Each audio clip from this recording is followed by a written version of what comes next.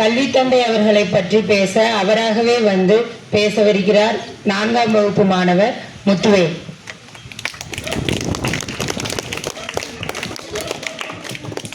அனைவருக்கும் வணக்கம். நான் இப்பொழுது காமராசர் அவர்களை பற்றி பேச போகிறேன். காமராசர் அவர்கள் 1913ஆம் ஆண்டு ஜூலை மாதம் 15ஆம் தேதி பிறந்தார். இவருடைய பெற்றோர் குமாரசாமி மற்றும் சிவகங்கை அம்மையார் ஆவார். காமராசர் அவர்கள் 1904 முதல் 1963 வரையும் 9 ஆண்டுகளாக தமிழகத்தின் முதல்வராக பணியாற்றினார். இலவச கல்வி, மதிய உணவு என பல திட்டங்களை தொடங்கி வைத்தார். இதனால் கல்வி கண் திறந்து வச்ச காமராசர் என்று அழைக்கப்படுகிறது. காமராசரின் ஆட்சி காலம் தமிழகத்தின் பொற்காலம் என்று அழைக்கப்படுகிறது. காமராசர் அவர்கள் 1975ஆம் ஆண்டு அக்டோபர் 2ஆம் தேதி மறைந்தார். நன்றி, வணக்கம்.